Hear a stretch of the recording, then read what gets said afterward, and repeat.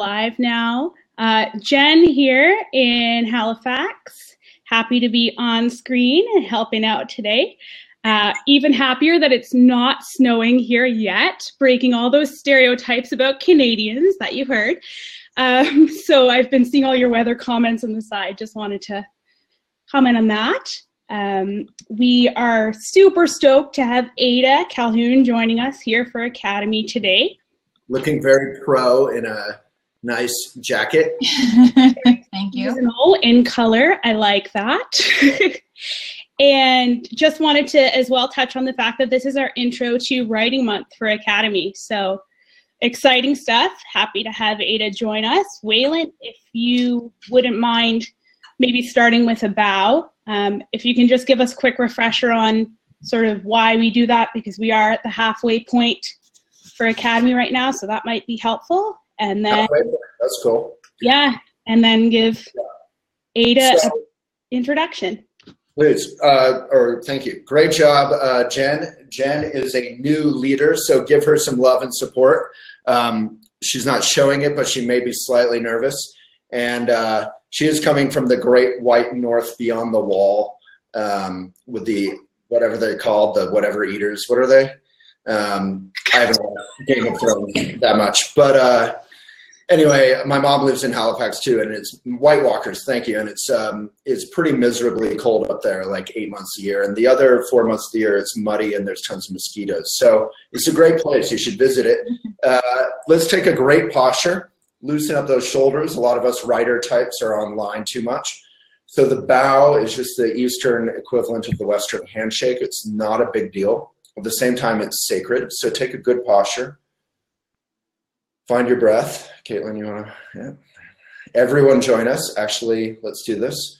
So take a good posture, good breath, and with respect and friendliness, and hopefully a little excitement for one of my favorite writers, Ada Calhoun. Give it away. All right, Jen, take it away. Awesome. So as I say, we're just entering Writing Month here. So we've had a few questions coming in from you guys in Parade that we're going to touch on. One of the first things that I did want to mention, though, just before we get rolling, is for Writing Month, we do have a couple of writing prompts that we'll be putting into the LMS each week. So just want to encourage you all to get in there and start writing and start submitting. Really use your TA groups and your small groups in that process. So let's check in. How is it going? Has anyone ever gone into the land of LMS in the last week or something? I know it can be intimidating, but once you're in there, it's all tools to help you write. You know, a whole reason you're doing this whole course. So have people been in there last week? If you haven't, can someone put in the link in there and just get people back? Let's get back in there. It's way more energy to ignore something that's awesome, but kind of procrastination-ville than it is to, I don't know what I was saying. Jen, go for it. So, Waylon, did you just want to maybe talk a bit about how you and Ada met and how she got connected with Elephant? Maybe give her a bit of an intro? Yeah, I always forget which amazing Modern Love articles I've read by Ada, but they're amazing. Modern Love is this column on the New York Times. You might have heard of it. And Ada, not to give short shrift to the rest of her career, has written some books, including one that is How We Connected at the Boulder Bookstore, and articles for other publications. So but what I love about Ada, as you'll see, is just that her writing voice is her voice, and I mean, Ada, you can correct me if I'm wrong, but it feels like you write sort of who you are, that it's not kind of, you're not trumping up some weird voice. So maybe we could begin with that. Like, how was it hard to get to the point where your writing voice is you, or was that just a natural thing? Well, first of all, thanks for having me on. It's so fun to be here. And I feel so lucky that you did that reading with me at the Boulder Bookstore. It was really fun. Yeah. So I guess I've been a working writer since 1998 or so. And I started out at an alt weekly in Texas while I was in college studying Sanskrit. And I was working as an arts reporter. And I think, like, I look at that stuff back then, and I think I was getting there a little bit, but I definitely, you know, it was early in my career, and I didn't sound the same way exactly that I do now. But I think there were germs of it. So, so I think the thing is just about you're there now in what you're writing. It's just about how much is it all there? Is it just a little bit? And, you know, how do you bring the rest of it out? So I give some advice on how to find your voice, one of which is the super obvious advice that every writing teacher will always say, which is read a lot. Yeah. But what is your advice for, you know, when I was young, I would read Kerouac, and then I would like sound like Kerouac for 6 months, and then I'd read whatever, and I would sound like whatever for 6 months. What is your advice in kind of getting closer and funneling toward your own individual effortless voice? I think that's okay. Like, I think if you are sounding like Kerouac or sounding like, in my case, like Raymond Carver, you know, or something for a few months, that's fine. You know, one way to find your voice is to try deliberately to copy people. Try to sound like whoever it is that you think is your, you know, the best writer in the world, and see what's left over. Like, see what keeps creeping in around what you're trying to do. I knew somebody who typed out all of The Great Gatsby, like just copied the whole thing, actually typing in, I think this was on a typewriter even, and just to sort of feel what it felt like to write like that. And I think when you do things like that, when you try to copy, or when you read really closely, I think that sound kind of creeps into you. You know, I think it affects the way you sound, and that's a good thing. It's kind of like practicing yoga. You're like engaging your own stiff or whatever body with the sequences and the alignment, or like playing a piece of music if you're a musician. That's so interesting. Typing out. I've heard of that, but I hadn't thought about it for a long time. It's really interesting. Yeah. Jen, is there anything you want to be doing, or should I just go nuts? I don't want to run off to the races without your guidance. No, you can for sure. Okay. If there is anything pertinent that comes up, I'll stop you, but I won't stop the train too much here. Right. Okay. So you started this alt weekly, and what were the things? What would your advice be? I guess in as much detail as you're inspired to share in terms of narrowing that voice down. I know you just kind of answered that, but what helped you in your own career? So what helped me the most was to write a lot of different things, to write a lot of different lengths for a lot of different editors, a lot of different kinds of publications. You know, I knew some people when I was starting out, and they got a job at a magazine, you know, and they just stayed there forever. And they only wrote, say, like a 500-word review every week or something. And it got to where that was what they did. And for me, I really wanted to grow and find different kinds of things and to see what was the best fit. So I tried writing long and short. What's that? Almost like cross-training. Yeah, I guess so. I never thought of it. Different things, yeah. Yeah. Yeah. So, you know, like I learned how to write a 3,000-word profile. I learned how to write a 1,500-word essay. I learned how to write a 200-word capsule review. And then eventually I learned how to write 120,000-word books. And, you know, like now I can do all those things, and there are some of them that I like better. There are some of them that I'm much better at than others. There are some that I'm not so great at. And the only way to learn that, to find your wheelhouse, is to just do all of it. So question in terms of the things that you're not good at or are good at now, do you still practice the things that you're not good at, or do you take that as sort of advice to focus on the things you are good at? Well, I work at writing for a living. So sometimes I get asked to do stories that aren't, you know, exactly what I love to do or I'm great at. You know, like I'll get asked to do a 1,500-word glossy magazine story for like a health section or something. And it's not what I'm best at, but you know, when I need that amount of money, I can pull it off.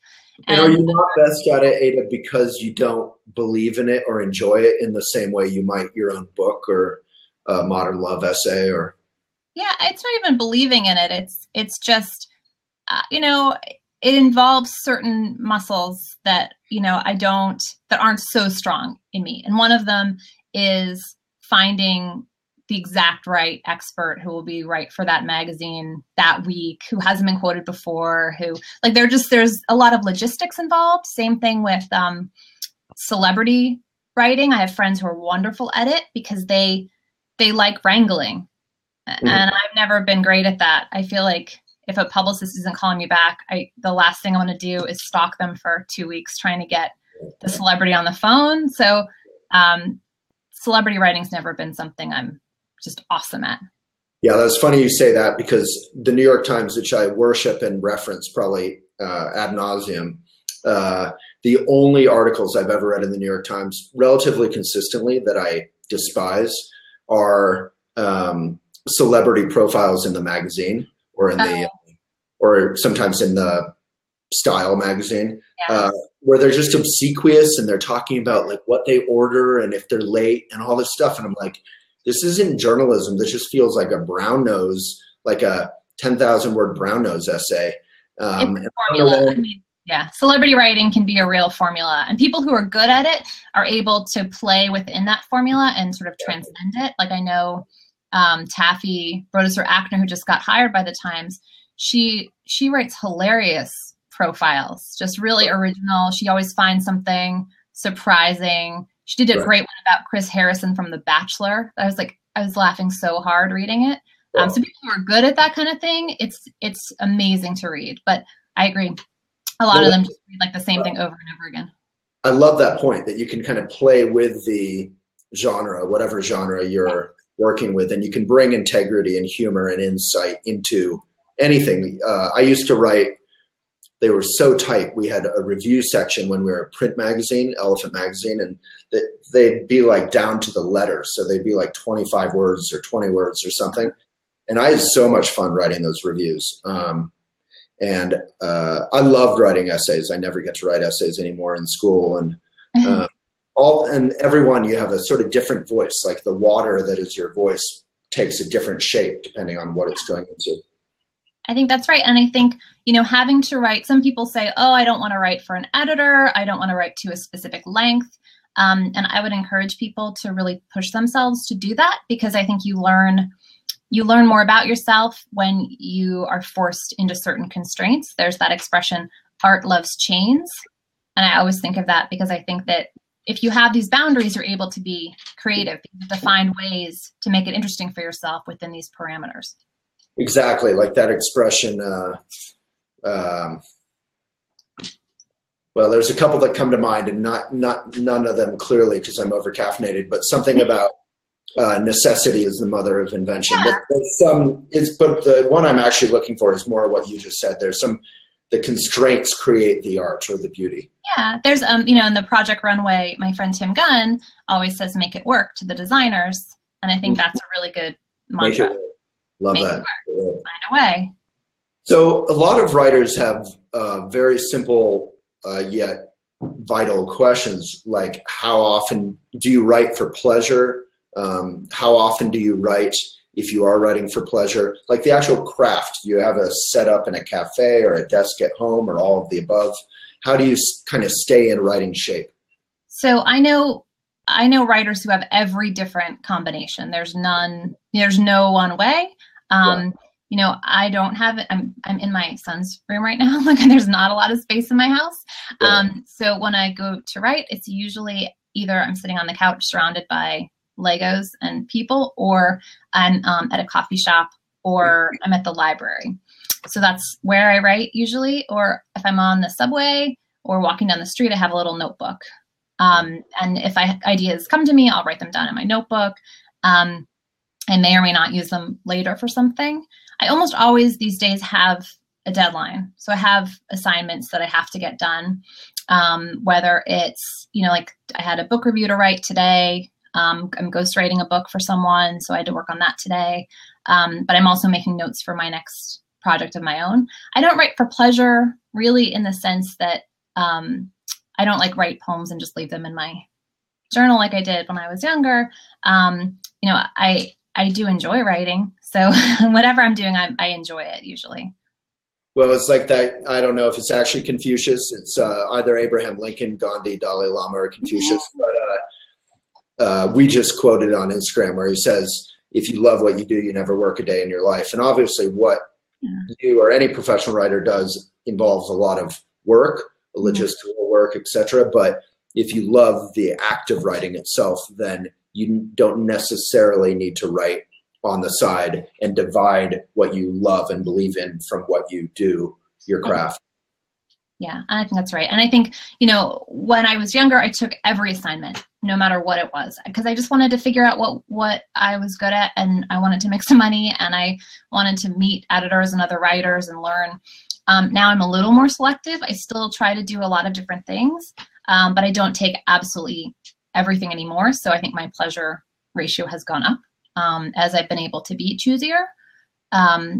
But, you know, it took a long time. It took 20 years for me to start really narrowing it. So on that 20-year kind of trajectory, for people here, how do you become a writer? You write a lot. Yeah, a professional writer. Like, is it important to have an agent if you're doing magazine work? You probably need one for books. You know, what are some of the steps? If people, not everyone here wants to be a writer, they might want to use writing to help their existing career or livelihood or start a new hobby. But how do you actually become a writer professionally? I know that's a big question. That's a good question. It's a good question. I know you mentioned focusing on books, because it sounds like a lot of people in the academy have book ideas. So for magazines and any kind of things like newspapers, you do not need an agent. I've never had an agent for writing for newspapers or magazines. I mean, it helps to meet some editors at some point, either, you know, on Twitter or at cocktail parties, Right. You know, or some way being introduced to them. And then, you know, you're figuring out what they want. What kind of things does the op-ed column of the local newspaper need? And who is the person you send those ideas to? So, you know, and then something happens, you have something to say about it, you write up what you think needs to be said and you send it to them. I mean, it's sort of as simple as that. You know, and then you just keep trying over and over again, and eventually you get something in there, and then you sort of trade up and you can keep going to bigger and bigger publications using those clips. Right. That's how you get into writing for national magazines. Right. So to establish some easy clips in the beginning, you can write for Elephant or Huffington Post or some sort of easy, accessible website or blog, right? Yeah, right. I mean, write wherever you can, and then use those things to get to more competitive places.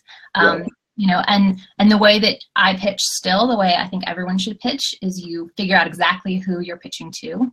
You address them by name. You know, you say, you know, dear Sally, you know, I have a great idea for the January issue of blah, blah, blah. And you say why you're the person to do it. You know, like if there's 20 people pitching a Beyonce profile, they're not going to pick somebody who doesn't have a million celebrity clips behind them. They're going to pick somebody who's really established. Right. But if it's something that only you know about, if you say, you know, there's this crazy demolition derby in my town that I've been driving in for 10 years, and, you know, you'd never know it, but it's run by wizards or something. I'm going to do a first person story about that. And people will be interested if it's a unique story that you have a unique perspective on. I love that. Yeah, I started out after college. You know, I grew up in the Buddhist community, so I started writing for Shambhala Sun, which is now called Mindful. You know, like if you have a community, if you have connections, I love that you said cocktail party or Twitter. Like if you're in New York or a city, actually meeting people and showing up is helpful. And if you're not, Twitter is a great way, and you can start it publicly or DM them and just get start asking them, like, what are you looking for? Or here is what I have to offer. Is any of that interesting? Yes, that's right. Because, I mean, I think the point is that nobody's going to do you a favor to publish you. They'll only publish you if there's something in it for them. If it's a good story, if it's a unique story, if it's something that's just exactly right for them. So it's important for you to make clear what about you and your idea are valuable to them. So I think try to think like an editor when you're pitching. And then as far as books go, you do need an agent if you are going the mainstream publishing route. So you, Waylon, can speak to the success of not going that route because you've been very successful outside of that big 5 publishing market. What I did was weird, and it worked. Yeah, and it's becoming more and more common with the whole Amazonification of self-publishing and all that. I personally don't like or respect Amazon, and would encourage people to work with, self-publishers who aren't in some way decimating the publishing or writer industry. Yeah, we are in this new world where if you have any kind of social media platform, which you all can build up, and we're teaching you how to do that, you can self-publish. I didn't like to call it self-publishing because I find that such a sort of vain, petty term. But, we started our little imprint, which at this point still has only 1 book. We're hoping to do 1 book a year, including other writers, of course. And, you can do distribution. Is a huge hassle the way I did it, but the upside is you get to keep, whatever, 95% of the money. Yeah. Whereas, Ada, maybe you could speak to that. Like in my mind, you're like Mickey Mantle, or whatever, you're a star writer, Modern Love, super viral articles, great books. But it's still like, you're still working your butt off to make yeah. a living, right? Yeah, pretty much. Yeah, I don't mean that in a weird way. I just mean like, it's still like, no, it's true. As a writer is not exactly the easiest thing in the world. No, and especially not like, I live in New York. The cost of living is sort of, it's obscene. Also, I just want to address, there was one question about how often would you follow up with an editor if they show interest in a piece for freelancing? And I would say, wait a couple weeks usually. And then if they say no, or they ignore you for a while, just move on. It's not, it happens a lot. I get rejected all the time and I get ignored plenty. It's crazy. I mean, so for everyone, we expect to be rejected for sure, but it's crazy that you can kind of get to the top and then still, that's still part of the mix. I would say you get rejected by fancier and fancier places. I love that. Like the New Yorker will turn me down, or just the New Yorker, right? What? I've done some online essays for them, but so rejecting you is more they're rejecting the idea. Yeah, I mean, it doesn't matter. At some point, it doesn't matter. Yeah. But I still definitely I filed a story last week, like a week ago, and I haven't heard from the editor about whether or not they liked it or they're gonna, haven't read it. It's just, that stuff happens no matter what level you're at, and you just have to accept it as part of the job. My friend Tara McKelvey, who's a BBC reporter, she always says, if you're not getting rejected, you're not doing your job. It's part of it. Love that. I think about it all the time. Yeah. So if you're not leaning into new challenges or getting rejected, you're kind of just staying in your safe little bubble, and that can fail after a while. Yeah. And somebody just asked, why do you have to get comfortable with rejection? And it's just because no matter what, it's going to happen over and over and over again. If you're trying to do something ambitious, nobody's going to just hand you a great career. It really, I don't know a single writer who's published books who hasn't been rejected 1,000 times and who still doesn't get rejected. And it's like anything in life. It's like dating, obviously, which you and I have talked about. If you're not getting rejected, you're probably not putting yourself out there. It's like my favorite farmers at the Boulder Farmers Market. They sell apples and pears and peaches and every fruit on earth. And every 3rd year, their crop has a major problem, whether it's frost or, life is rough, and you got to kind of not it's not the end of the world. No. And if you're trying to do something, right, you can stay home and you can, just write for your newspaper that you put out yourself that only 2 people read. and then you won't get rejected, you know, so you can not go on dates and you won't get rejected. Like, but if you're trying to do something, it's going to happen like a lot. And I'll tell you, it's really like, I think your cyclical farming analogy is really good. I had like a terrible summer. You know, I had 2 projects fall through that I thought were going well. I was down to like no money. It was really rough. And my book, you know, people, great criticism, you know, critical appreciation, all that stuff, wasn't selling great. So I was really feeling pretty bleak. And then this week, I had all this interest in a new book, and like really great people interested in it. And it changed everything. So I just think you have to be able to ride out these periods. Sometimes they last a week, sometimes they last 2 years, where you just feel kind of down, and you have to have some faith in your ability. And it can be hard, but you have to do it. Yeah. And it's not really, I mean, it is faith, but it's also, you know, I remember when I went from magazine to website, you know, I lost all my advertisers. My computer was half broken. The screen was cracked.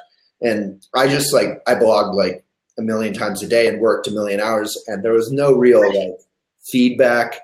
Yeah. Actually, that I was not insane or dumb, but I felt like, you know, the readers were responding and our traffic was growing, and you just, you can really feel it when you have something. And, you know, reading your writing, you can feel the integrity and value of that voice. So on some level, you develop unconditional. You have to confidence or something, even if you're back in the paychecks. And so how did the new book stuff come? Did that just come out of the blue, or did you in some way? No, it's like working so hard. It's just like, I wrote a really long story for Oprah.com about midlife crisis, and it went viral, and then all these editors really liked it. And it was wonderful. But I worked so hard on that story for like 2 months, not knowing if it was going to do anything. Right. And, you just have to believe. I think there's, I have a friend who's a stand-up comic, and he says there's not a single successful stand-up comic who's not totally deluded, because you have to have this superhuman, deranged sense of your own uniqueness and wonderfulness to get up on stage and do that. There is nobody who's like sane and reasonable and like has a good sense of, you know, how they come across who does that. Yeah. And at the same time, it's helpful within your insanity and your willingness to be brave and just to go for it and fail and go for it again and again. You still like stand-up comics. I do used to do a ton of public speaking and events. You still are bouncing off of people's. Right. So you're still going off when you get a big viral Oprah.com story, you're like, I still got it. It refuels. You're like, okay, people are connecting with what I'm putting out there. Yeah. I mean, if you're getting negative feedback every second of every day for decades, you know, I mean, you can keep doing it, and maybe you want to, and that's fine. You totally can. Or maybe you want to sort of try to look at what you're hearing and see what you can. And also I would say, you know, I love editors. Everything I've written in the last, you know, decade has had an editor on it. I've worked with a lot of different people, and I've learned something from all of them. So I think being flexible and being willing to learn from different people is really important too. So that's great. So let's talk about editors for a second, because young writers, old writers, new writers, veteran writers all have interesting relationships with being edited. A lot of people will send in articles to Elephant, and being edited is like the best thing they've ever gotten in their life if it goes well, or the most insulting, horrible thing, killed my voice if it goes badly. So how do you advise that we all relate to the process of being edited, even if potentially we don't agree with it always? Cheerfully, I think, if possible. I think, I think recognizing that you and the editor have the same goal, which is to have the article be published and be the best it possibly can be. As long as that's the shared goal, I feel like you can find a way to keep everybody happy. I don't know. I think also for me, a lot of times it's been to just like do it their way and learn. And if it comes out and they were wrong, then we learn something. Like if it comes out and it's like, oh, it's not what I wanted it to be, and it's not getting the reception I wanted, you know, maybe I won't work with that editor again. But I think giving it a shot is usually the right move. I like that. Like, you really learn which editors you work well with too. Yeah. And editing, like any relationship, you need criticism that's right. constructive and loving. So Rachel has a question for you, Rachel Deller. What was the best money you ever spent as a writer? Like investing in a retreat or anything? That's a really good question. I've never thought of that before. Yeah. You know what? I went to the MacDowell Colony. I've only ever gone to a writing retreat one time. And it was when my son was probably 5 or 6. So he didn't need me around, you know, every second of every day anymore. You know, but I didn't feel great leaving for more than a couple weeks. So for 2 weeks in one summer, I went, and I didn't have the money to like not work for 2 weeks really, but I did it anyway. And I was really stressed out the whole time. But actually I was sort of nervous I was in the common room. I was like working on my book and sort of, but also distracted, stressed out about money. And this woman, Sarah Jones, she's an actress. She came in, I don't know, she's done these amazing off-Broadway shows. And I told, you know, we were talking and I was like, oh yeah, I was kind of applying for jobs in the background while I was working on my book. And she's like, listen, anytime you're really worried about money, it's a sign that you're about to do something big. She's like, it's always this, you know, she basically gave me this like the darkest before the dawn speech, and said like, if you're really in this desperate strait, it's that you're being tested and you have to just stick it out and then something will happen. And I believed her, and then she was right. My accountant's right here, so that's good advice for her. Yes, it'll be fine. That was, yeah, and I finished my book there. I mean, I wrote a lot of it, and then it became a real life changer for me. It was this book called St. Mark's is Dead. It's a history of the street I grew up on in New York City, and it changed my life. And it has been successful on a lot of levels. I love it. Can someone link to St. Mark's is Dead and Wedding Toast I'll Never Give? Is that it? Yeah. Your recent book, to a non-Amazon link, please. Where's the best place to buy it that's not Amazon? I shop on Amazon. But anywhere, like I think Norton has, or you know, if my website has links to all of them, it has Yours too, and yeah. To actually buying the book, because they're fun reads. Yeah, they're actually fun, and you learn it at the same time. Great, thank you. So a couple more questions from the people. Great. And there's a great one below the screen there in the Ask a Question section about balance. Why don't you ask that one? That's great. Yeah, so Amanda is asking about how you balance being a mom with your career. She says it can be challenging for balancing parenting and your career. It can be challenging. One thing that I found once I became a parent was I got much more efficient. Like every moment that I had, like between drop off and pickup, became really essential to maximize. And I wound up working much faster than I ever had. I don't know how I was wasting so much time before. I can get a lot done in 6 hours at this point. So I think just focusing when you have the time. And I know that's a little bit like sleep when the baby sleeps. Like it's kind of easier said than done because you have to do the dishes and all that other stuff. But I think carving out time when you have it and really just buckling down is the right thing to do. And then you can kind of relax the rest of the time. I think one thing the mistake I made early on was trying to do both at the same time. Like, it's okay, I'll just write while I'm watching my child. And it wound up making me like bad at everything. I was really irritable. I love that. Like, why are you not napping? And also doing a bad job writing. So I think just really getting the time. And if it means having to hire a babysitter, that's also money, I will say, that I have never regretted. And not a second of childcare have I regretted spending money on.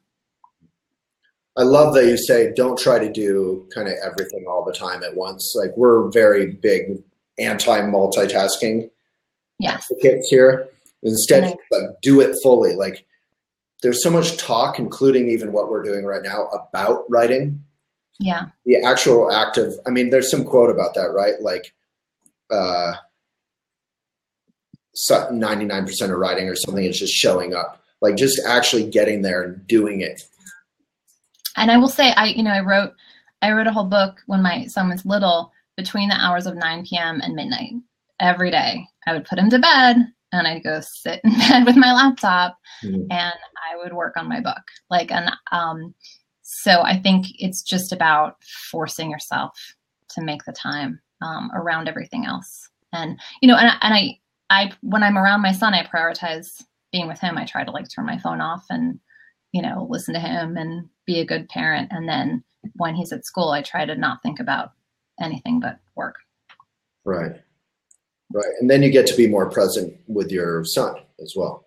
Yeah, I think if I'm not distracted, also because I think early on, and I think I saw some comments over there too, that it's like, you can get so frustrated. If you feel like you're not reaching your potential, or there's all these things inside you that you're not getting out. I think it can be so, rage inducing. I think especially for women, because you just feel like, oh God, I have to cook and clean and do all these things. And then, where is my moment to do the things that I feel like I need to do?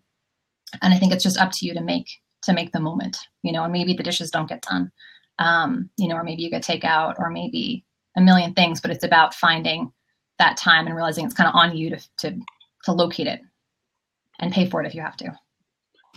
Yeah, you're making me feel ashamed. I have such a simple life. I have a dog and a house. You run like an empire. What are you talking about? I work a lot, but there's definitely a sense that I don't have that many responsibilities or complications. So if you are in a position like mine, take advantage of it too. Yes, so Bill Rugg has a question for you, which I love, because I just went through this too. I had this great idea, and then I sat down and wrote it, and it just came out wrong, and I just gave up. So his question is, if you are able to start writing and are able to, so if you have an inspiration, and you're able to capitalize on that feeling, what happens if it doesn't flow out the way you thought it would? Do you move on or revisit? Either or both. I've done both. For Wedding Toasts, my last book, I had 2 chapters in there that my editor said are just not working, and he was right, unfortunately. And I pulled them, and I spent the summer trying to find other things to write. And one of them, I think I wound up just totally revamping. I kept the same idea, but I rewrote the whole thing from scratch. And then the other one I just threw away, and I wrote a whole new essay to fill that space. Oh, so it really depends. Yeah. He was right. The book is much better for having different chapters in place of those. Again, my editor saved me, as all my editors have at various points. And I think nothing's ever really wasted. I think you don't know when you'll use things again. Actually, one of those essays, I just used a little bit of it today, because the thrown away essay, I picked up a little bit, a paragraph of it, because I was writing this book review, and it was, on topic. And I was like, oh yeah, I wrote something about that. And I was able to use a few lines. Stuff comes back when it needs to come back. That's great. Yeah, a lot of writers have done that. They've taken paragraphs or ideas out of stuff that they wound up, failing at or not using. Yeah. I love that. Okay. And I know fiction writers who have written whole books, like novels or short story collections, and put them in drawers, because they weren't selling, for example, and then wrote totally different things. And I think they would say that it wasn't a waste of time. First of all, maybe they'll go back and use it, or maybe it was something they just needed to get out of their system in order to get to the thing that was the thing they were supposed to write. It's not a waste of time if you're working. Let me ask a question, because as a virtual friend of yours, or a colleague, I'm incredibly frustrated to hear that your most recent book, which is based on these viral, super viral stories you read in the New York Times, isn't selling as well as it could have. How do you regard marketing as a writer in 2017? I don't know. It's funny. I've heard a lot of my writer friends, this year apparently is not a great year if you're not publishing politics or science fiction. That is the word on the street. Everyone wants to imagine leaving to a different planet this year, or talking about the politics. Yeah, that's it. So, so I'm trying not to take it personally. And again, it's coming out in paperback in May, and a lot of people have said it'll do better in paperback than in hardcover. And they repackaged it for the paperback. It's okay, but it's just I think what's the repackaging? Like, what is it? What did they do? New cover, and they use more words on the cover. I think a lot of people said they didn't know what it was about because it's just the words of the title and my name. So they, buyers said they didn't know what it was. And part of that I think is a little my fault, because I was like, can we not do like, church bells and rings intertwined in a cake topper and like curlicue script? And they were like, sure. And then I'm like, oh, maybe we should have done a cake topper. You should have done all those things with like red X's through them, Yeah, exactly. Actually, that's not a bad idea. Yeah. But anyway, I think I was just afraid, like, a lot of times people try to push against type a little bit. And I think for me, it was like, I don't want it to come across as chick lit or like, a high heel on a veil or something. I think there's, I feel a resistance to that kind of thing. But again, marketers typically know that things like high heels on veils sell. So sometimes it's about, what are you going to go for? Like, are you going to go for being taken seriously? Are you going to go for money? Are you going to go for critical acclaim? Like, it's very rare that you get, 3 out of 3. Right. Right. That is a Venn diagram for writing. Yeah. And, and I think if you get one of those, I think you're so lucky. And that's one thing I have to keep telling myself. But it's like, if you have your peers' respect, or if you have critics who like you, or if you have, you're able to pay your bills, if you have any of those things as a writer, like, you're doing pretty well. Jen, check in. I'm going to keep going, but you just interrupt anytime you want. Sure. Okay. So my next question would be the book tour. So I got to see you on book tour once. How do you have any tips for like touring around and, talking with your readers or any of that kind of stuff? I do. So I think that once you have a book out, you should celebrate the book.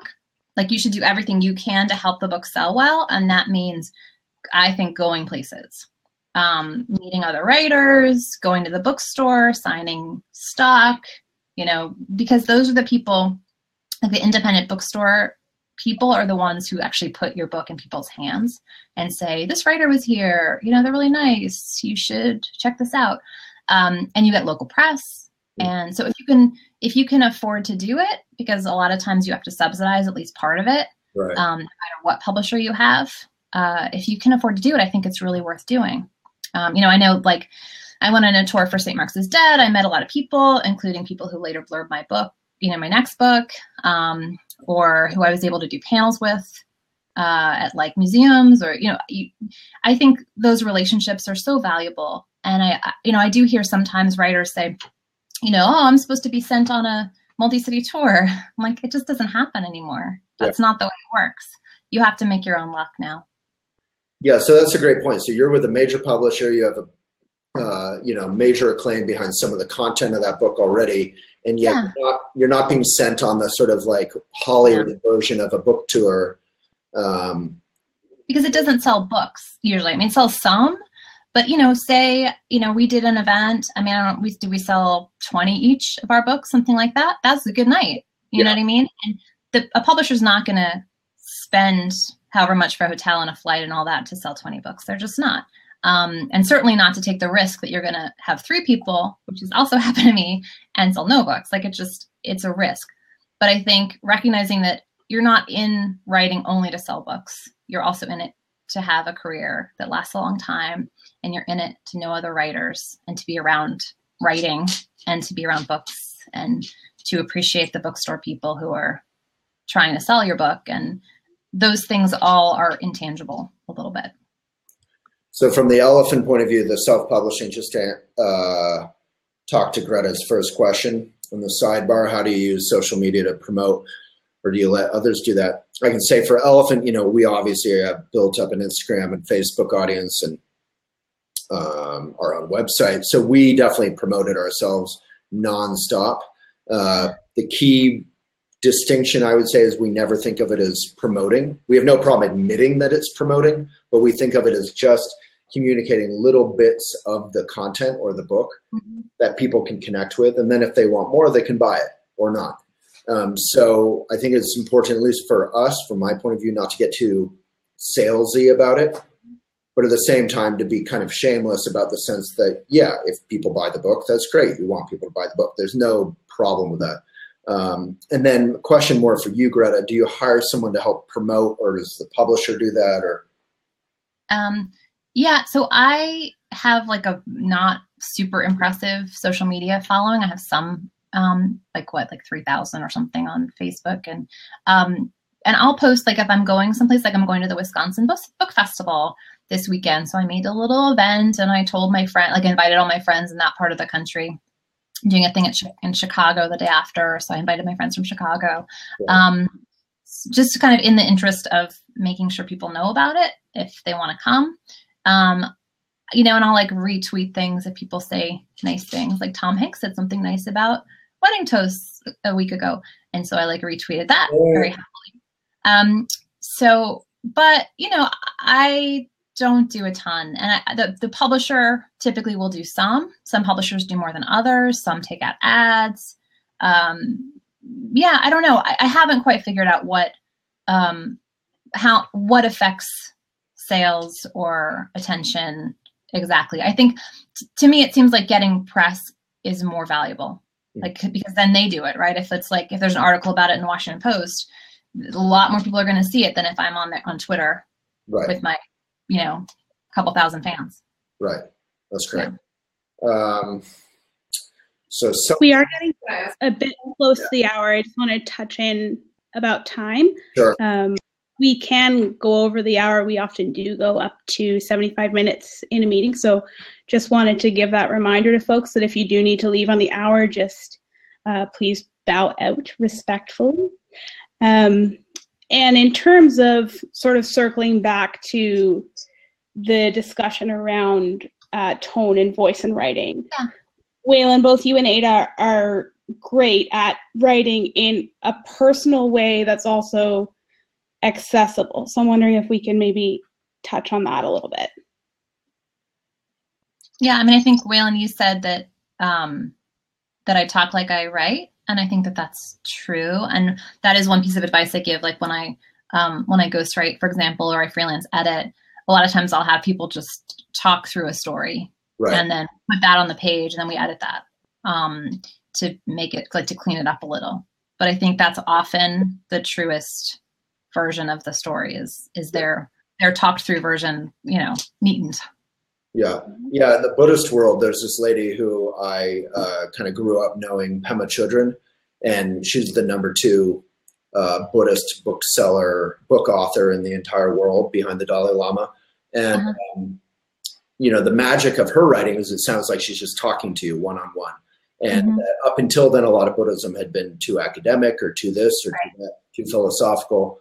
And with her, you just feel like you're talking with a sweet, tough grandma, you know? Right. So but I don't just mean that you write how you talk. I mean that when I read you and some other writers like Michael Pollan or Malcolm Gladwell, I feel it's almost like you feel bedrock. You feel who they are right there. So it's like unadorned in a way. It's just genuine. And I think that for me is where the connection to someone has a question here. I don't see the name, but they say, what's the value of using humor in writing? That's, I feel like, where your humor and your lack of bullshit come through. Because there's so much ability to sort of be bullshitty about love, particularly. So I'll just ask their question. What's the value of using humor in writing? But also the no bullshit thing. Like you didn't want wedding bells or whatever on your cover. To my detriment. But, you know, I think I hate reading things where I feel like the person is trying to make me like them, like where they're trying to show off how together they are, or how they have it all figured out. I'm like, why am I reading this if you know what you're doing? You know, I only really want to feel like we're in something together. And I think for me, writing personal stuff is about revealing whatever messed up situation I'm in, and grappling with it in a way that I'm actually grappling with it, and not trying to say that I know what I'm doing. I find it off-putting when other people do that. So I try not to do it myself. Yeah. That reminds me. So yesterday, one of our writers, who's a wonderful writer, a little bit self-helpy in that kind of world, just wrote her first book, and she asked me to blurb it. And I was reading it, and I was like, there are so many things in there, like, do this and you will feel happier, and all these sort of old claims that are, to me, what I hate about self-help. Right. And if you just change the word from will to may or can, don't try to sell your readers on anything. Like, just be genuine and be helpful, if it's about love or spirituality or whatever.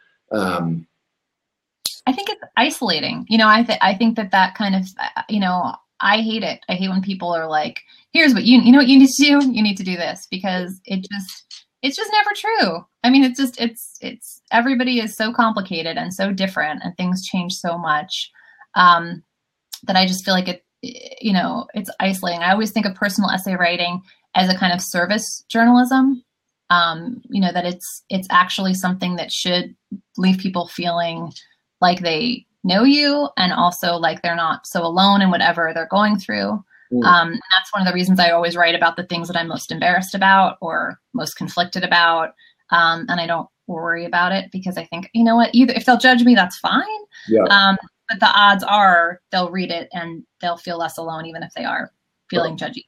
That's amazing. There's so much in that. Like, I just tried to type what you said a couple. Sorry. In fact, you said, I only ever want to feel like we're in something together as a writer.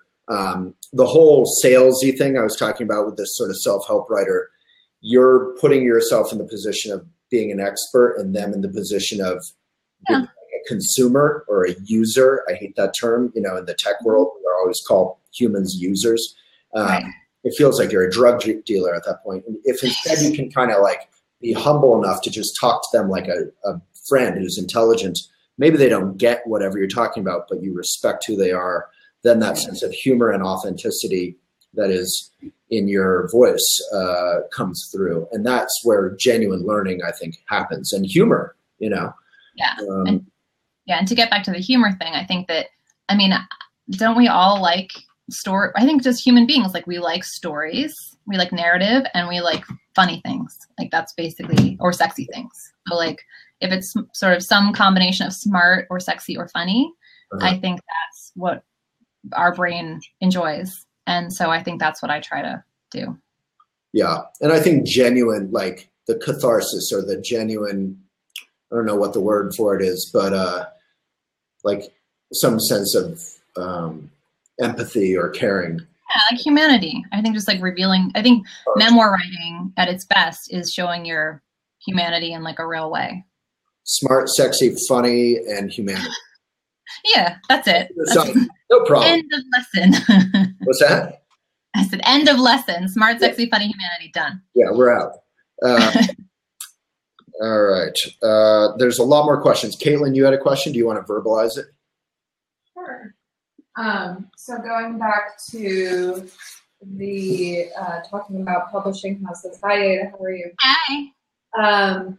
You mentioned, sometimes a publisher will help you publicize your book and give you some social media coverage and marketing coverage. And I'm just curious if you can speak to how much they agree to in supporting you. Yeah.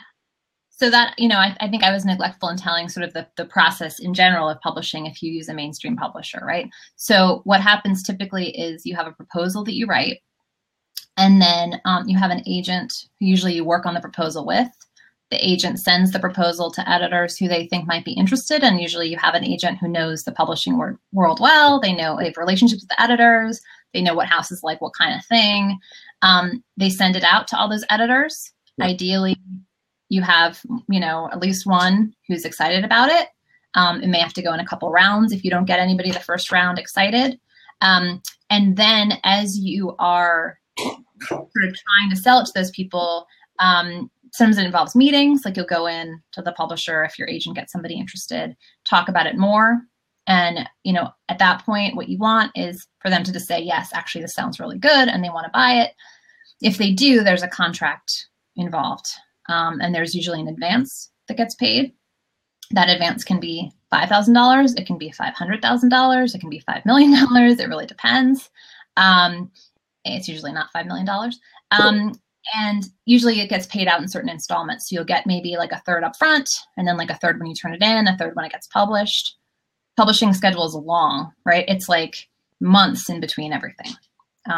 You know, you send the book in, it doesn't come out the next month. It comes out 6 months later, maybe. And usually in the contract or in your conversations, they will make it clear what they're going to do to promote the book. So sometimes it will be, you know what, we always take out full page ads for our you know, in the Times or in Yoga Journal or wherever it is to promote. Or we do, you know, targeted marketing. Usually you're assigned a publicist at some point in the process of writing the book. And you work with them to think, okay, well, who might want to cover this? And you make a list of all your friends in the media, and you work out a plan. So it's kind of like, it really depends on the publisher and what kind of resources they have. If you're writing for one of the big 5 publishers, they have tremendous resources to market your book. And that goes, you know, everything from ads to, you know, big Twitter followings to like celebrities that, you know, that will endorse it. You know, if you're self-publishing, you're doing it yourself, it's much more catch as catch can. Beautiful. Thank you. Yeah. I may or may not be eating my lunch now. Busted. So I think are we good? We have more stuff we want to talk about? Are there any other questions? Yeah. Ask questions while you got Ada. There's one here from Laura. Yeah. That is, what do you wish you'd known when you started that you know now? I guess like life is long, you know, like it, and it just changes all the time. And I think that I used to get really bogged down and like frustrated. I just was so like, I remember like in my 20s when I was starting out, I would just get so annoyed all the time because I was trying really hard to push story ideas and nobody wanted them. And I was just getting turned down like easily 9 times out of 10, much more probably, for everything I was trying to do. And, you know, I was just mad all the time. And I think now I'm just much clearer about how that's part of it. And you know, I like the expression, go where it's warm. And I think that that's something that I started to do. I stopped trying to like push articles into magazines that I wasn't a good fit for, and started to try to find places that really appreciated me and that were nice to me and that I got along with and other writers I liked a lot. And I just started doing that. I started to do the whole go where it's warm thing, and things got better and better. Thank you. Yeah. I feel like asking a question out of left field a little bit, having watched the World Series last night, but it's kind of an intense one. I think we touched on it last time that a lot of the publishing industry is made up of women, right? It's a strong... There are a lot of women, yeah. Yeah, so it's one industry where it's not all a whole bunch of big old white guys telling you what to do. Is that correct? I mean, you know, maybe a lot of the white guys that I'm around are just nice, like, right. But, you know, because they're nerds. They're like writer nerds. They're not trying to be Hollywood producers. And right. So maybe it's different. Right. Wait, what's that? I said not to say there's not jerks in every field, but I feel like publishing for me has been a pretty sociable, you know, warm place as a rule. Yeah. So the first thing I read, or one of the first things I read this morning in the New York Times, is the Brett Ratner sexual harassment stuff. Obviously that's been a big subject on Elephant and a big subject in the New York Times and New Yorker, and it feels like high time that it has been beginning to be exposed. So as a woman, in the publishing industry or writing, do you have any advice for fellow sisters out there? Yeah, I mean, I think the go where it's warm works that way too. I think if there's somebody behaving really badly, I think getting away from them is a good thing, and recognizing you have options, that there are other publishers, there are other editors, there are other magazines. They're just and just trying not to feel like you're stuck. I mean, I think that's the saddest stories for me are these ones where, especially like these actresses, and they're trying so hard to do something, and then they're just really made to feel like they don't have any alternatives, that this is it. They can either have their dignity and say no to this thing and never work again, or they can capitulate to something that they find repulsive. And there's something so vicious about putting people in that position. And I think in publishing, it is true that you have other options. And I think things are changing too. I think people do seem to be listening when women complain about this behavior. It seems like there's a real, maybe, I hope, willingness to confront that and not tolerate it. Well, I think this is one area where social media has been a real good. I think that's true. In that, like the Kevin Spacey accusation, these kind of accusations can come out and receive vast attention that you kind of can't control. The powerful people can't control. The danger of that, obviously, is that it's not true, or it's libelous, or it's just awful. But, obviously, if it's true, it's fantastic. Kind of evens the playing field more. Yeah. I just saw a couple of questions about fear, which I think is important, because I think that, if you're trying to do something hard, like be a writer, it's scary. And I think that it's good to acknowledge that. Like, it's a scary thing. And it's just like, that's why not everybody does it. If it was easy, everyone would do it, And so I think that, and as far as getting over nerves about speaking, it took me a long time. I was really shy as a kid, like super nervous. And I would shake when I did readings when I started out. And I just kept doing it. I think that's basically true for taking on assignments, and it's true for speaking. It's true for maybe everything. It's just about making yourself do it until you're comfortable with it, because it's supposed to be a little scary at first, and you just keep seeing what works and what doesn't, and then you get better and better. And one thing somebody said to me is, nobody saw you before. Like, for all they know, this is your best night ever. You know what I mean? Like, sometimes I'll do like a reading that's like, not so great, and people are like, oh, nobody notices like you do. So I think it's good to just recognize that and go with it, and not be too neurotic if you can help it. Yeah, I mean, in Buddhism, we say, Trungpa Rinpoche, my parents' teacher, would say, if you're not nervous or excited going into a situation, there's no power in it.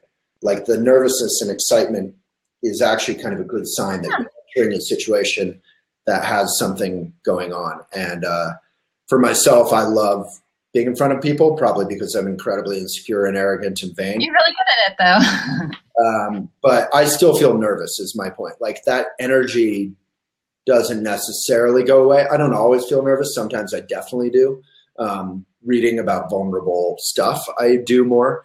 But it's just to not take that too seriously. It's kind of a wall of fire, and it can kind of just keep going. Yeah. And somebody just asked, do you ever regret exposing personal material? I'm like, no, I don't know. I mean, I kind of made peace with it at some point. I think part of it was writing a history early on, and then just like reading all these things by people who were dead. And just sort of realizing that, like, you know what, it's not going to matter like at some point what I talk about. And so I don't care.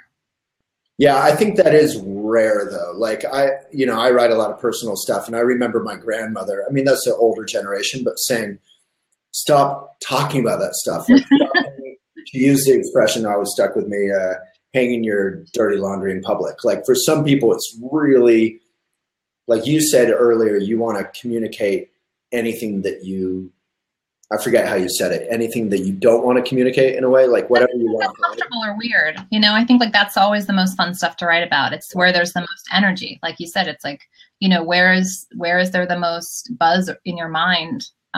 It's usually around things that are a little bit bizarre or, uncomfortable. Yeah. So Allen Ginsberg said, something like is what you least want to share, but the world is most bleeding to hear. And I could be messing that quote up, but I always loved that as a kid. It's being genuine, and not from the sense of showing off your awful experiences, but just being genuine allows you to connect with other people genuinely. And making something out of it. I think for me, writing something puts a frame around it, and it gives it a narrative, and it explains it in a way that makes sense to me. Like, it tells the story and like, okay, this was the beginning of the story. This was the end of the story. This was the meaning of the story. Right. And for me, the really messy stuff in my life, being able to do that is a gift. That reminds me of the Meryl Streep quote, right? I think like 6 months ago, take your heart. Is that what it was? Take your heart and make it art. Something like I don't know that. Rhymes. I don't know that one. The quote that came out with her, she was speaking at some award show, and then Trump went after her about something, but it was something about whatever is going on. Yeah. Make it art. So, Ada, thank you so much. You're always amazing. Not meaning to cut you off. If you have more, or Jen, I think we can hang out for another couple hours. I'm down with that. Yeah, I would too, for sure. Waylon, just from a academy perspective, if you had 30 seconds to give the best possible advice that you could give to apprentices and auditors right now in week 1 of writing month for academy, no pressure, just off the top of your head, what would you say? I think Ada and I have kind of touched on it, but just be genuine. I feel like that's so rare. Don't think of it, to contradict what I just said, don't think of it as art. Just write genuinely, and you'll know when it's real. And then when other people read it, it can be this virtuous circle where it's cathartic for you and helpful for others. Yep. Awesome. Sounds good. Thank you. Thanks so much. Yeah, give some love to Ada if you feel so inspired. Ada, thank you so much for coming back. You definitely don't have to, and we really appreciate it. It's a real pleasure. Y'all are smart. Awesome. All right, Jen. Thank you so much. In terms of Academy, guys, just again, keep in mind that when your new LMS comes out, there are writing assignments in there.